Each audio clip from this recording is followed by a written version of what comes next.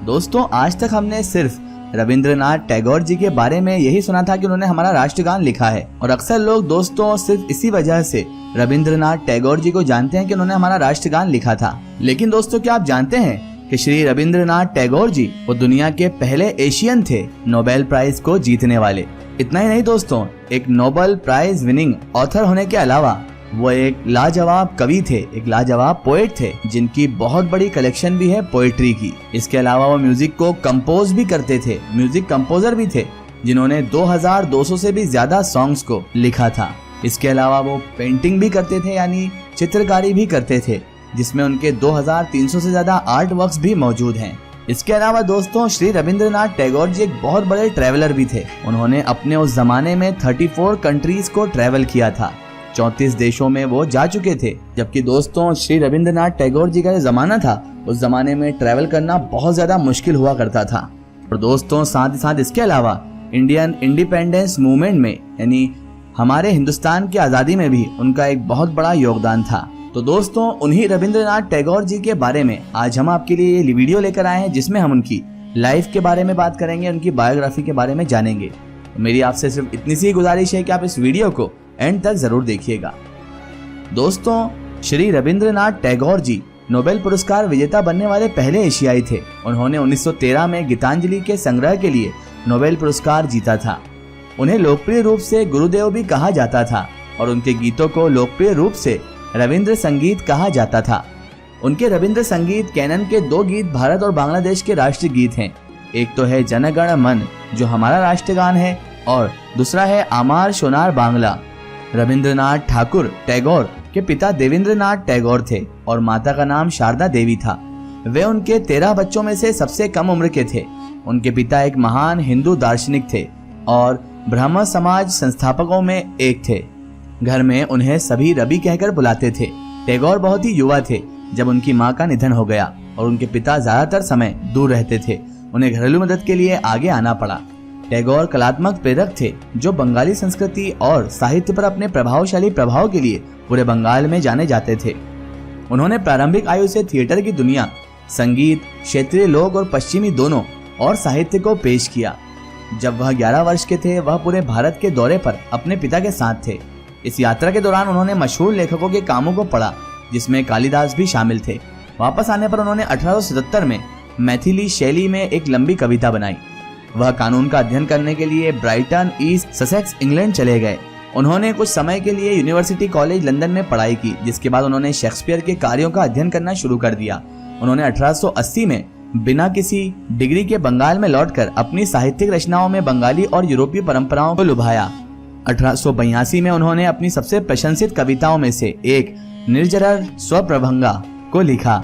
1890 जब शीलदाहा में उनकी पैतृक संपत्ति के दौरे के दौरान उनकी कविताओं का संग्रह मानसी जारी किया गया था। 1891 से 1899 के बीच की अवधि फलदायी साबित हुई, जिसके दौरान उन्होंने लघु कथाओं का एक विशाल 3 खंड संग्रह गलापा गुच्छा लिखा। 1901 में वह शांति निकेतन में चले गए, जहां उन्होंने 1901 में प्रकाशित नैवेद्य की रचना की। 1906 में खेय प्रकाशित किया। उसके बाद उनके कई काम प्रकाशित हुए और उन्होंने बंगाली पाठकों के बीच बेहद लोकप्रियता भी हासिल कर ली।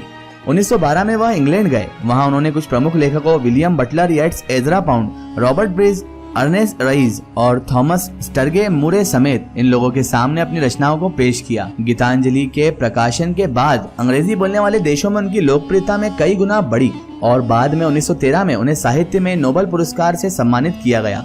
1915 में उन्हें ब्रिटिश क्राउन द्वारा नाइटहुड प्रदान किया गया था, जिसके बाद में उन्होंने 1919 में जलियांवाला बाग नरसंहार के बाद त्याग दिया। मई 1916 से अप्रैल 1917 तक वह जापान और अमेरिका में रहे, जहां उन्होंने राष्ट्रवाद और व्यक्तित्व पर व्याख्यान दिया। 1920 और 1930 के दशक में उन्होंने दुनिया भर में बड़े पैमाने पर यात्रा की। लैटिन अमेरिका, यूरोप और दक्षिणी पूर्वी एशिया का दौरे में अपने व्यापक पर्यटन के दौरान उन्होंने अंतहीन प्रशंसकों को अर्जित किया। टैगोर का राजनीतिक दृष्टिकोण थोड़ा अस्पष्ट था, हालांकि उन्होंने साम्राज्यवाद पर दबाव डाला। उन्होंने भारत में ब्रिटिश प्रशासन की निरंतरता का समर्थन किया। उन्होंने महात्मा गांधी द्वारा स्वदेशी आंदोलन की आलोचना की 1925 में द कल्ट ऑफ चारखा प्रकाशित किया गया। उन्होंने ब्रिटिश और भारतीयों के सह अस्तित्व पर विश्वास किया और कहा कि भारत में ब्रिटिश शासन राजनीतिक लक्षण और हमारी सामाजिक बीमारी है। उन्होंने कभी भी राष्ट्रवाद का समर्थन नहीं किया और इसे मानवता के सामने आने वाली सबसे बड़ी चुनौतियों में से एक माना। इस संदर्भ में उन्होंने एक बार कहा था, एक राष्ट्र वह है जो एक पूरी आबादी मानती है। जब एक ये आंतरिक उद्देश्य आयोजित किया जाता है, फिर भी उन्होंने कभी कभी भारतीय स्वतंत्रता आंदोलन का समर्थन किया और जालियांवाला बाग नरसंहार के बाद उन्होंने 30 मई 1919 को अपने नाइटहुड पुरस्कार को त्याग दिया।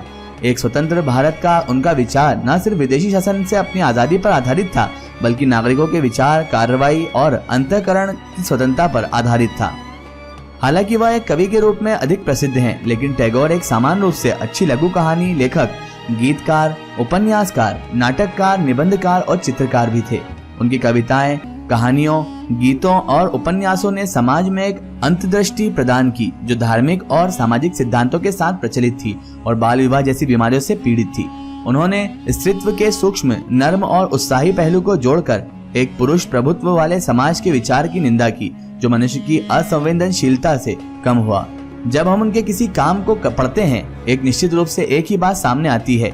ये महान लेखक एक बच्चे के रूप में प्रकृति की गोद में बड़े हुए, जिसने उस पर एक गहरी छाप छोड़ दी, जिससे स्वतंत्रता की भावना पैदा हुई, जो उन दिनों के प्रचलित समाज रीति रिवाजों से अपने मन, शरीर और आत्मा को मुक्ति देता था।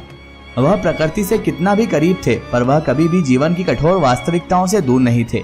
उन्होंने जीवन और समाज को अपने चारों ओर देखा, कठोर रीति रिवाजों और मानदंडों से तोला और रूढ़िवाद से ग्रस्त उनकी सामाजिक आलोचनाओं की आलोचना उनके अधिकांश कार्यों का अंतर्निहित विषय है। गीतांजलि कविताओं का संग्रह को उनकी सबसे अच्छी कविताओं में से एक माना गया है। यह पारंपरिक बंगाली बोली में लिखी गई थी, जिसमें प्रकृति, आध्यात्मिकता और मानव भावनाओं और पेठों की जटिलता से संबंधित विषयों पर आधारित 157 कविताएं शामिल हैं। रविंद्रनाथ टैगोर जी एक निपुण गीतकार थे। टैगोर जी ने 2230 गाने लिखे, जिन्हें अक्सर रविंद्र संगीत कहा जाता है। उन्होंने भारत के लिए राष्ट्रगान जन गण मन और बांग्लादेश आमार सोनार बांग्ला भी लिखा, जिसके लिए हम हमेशा उनके लिए ऋणी बने रहेंगे। गल्पा गुच्छा का 80 कहानियों का संग्रह उनकी सबसे प्रसिद्ध लघु कहानियों का संग्रह है, जो बंगाल के ग्रामीण लोगों के जीवन के चारों ओर घूमती है। कहानियों में ज्यादातर गरीबी, निरक्षरता, विवाह, स्त्रीत्व आदि के विषय हैं और आज भी बहुत लोकप्रियता का आनंद देती है। उनके महत्वपूर्ण और क्रांतिकारी साहित्यिक कार्यों के लिए 14 नवंबर 1913 को उन्हें साहित्य में नोबेल पुरस्कार से सम्मानित किया गया था। उन्हें 1915 में नाइटहुड की उपाधि भी प्रदान की गई, जिसे बाद में उन्होंने 1919 में जलियांवाला बाग कत्ल के बाद त्याग दिया। 1940 में ऑक्सफोर्ड यूनिवर्सिटी ने उन्हें शांति निकेतन में आयोजित एक विशेष समारोह में डॉक्टरेट ऑफ लिटरेचर की उपाधि से सम्मानित किया। 1883 में रविंद्रनाथ टैगोर ने मृणालिनी देवी से शादी की और 5 बच्चे हुए उनके। अफसोस की बात है कि उनकी पत्नी का 1902 में निधन हो गया था और बाद में उनकी 2 संतान रेणुका 1903 में और समंद्रनाथ 1907 में उनका भी निधन हो गया। दोस्तों, रविंद्रनाथ टैगोर अपने जीवन के पिछले कुछ वर्षों के दौरान शारीरिक रूप से कमजोर हो गए थे। 80 वर्ष की उम्र में 7 अगस्त 1941 को उनका निधन हो गया। लेकिन आज भी उनकी रचनाएं, उनकी कविताएं, उनके ग्रंथ आज भी हमारे बीच में मौजूद हैं, जो हमें उनकी हमेशा याद दिलाते रहेंगे। और उनका जो त्याग और जो बलिदान है देश के लिए, वो हिंदुस्तान हमेशा याद रखेगा। फिलहाल दोस्तों, आज की हमारी वीडियो में बस इतना ही। अगर ये वीडियो आपको पसंद आई है तो इसे ज़्यादा से ज़्यादा शेयर कीजिए और इसे अपने फ्रेंड सर्कल, अपने रिश्तेदारों तक जरूर पहुंचाएं। इसी तरह की इन्फॉर्मेटिव और हिस्टोरिकल वीडियो के लिए हमारे चैनल को सब्सक्राइब कीजिए और पास में दिए गए घंटे के आइकन को जरूर दबाएं, ताकि हमारी आने वाली हर नई वीडियो की नोटिफिकेशन आप तक पहुंचती रहे।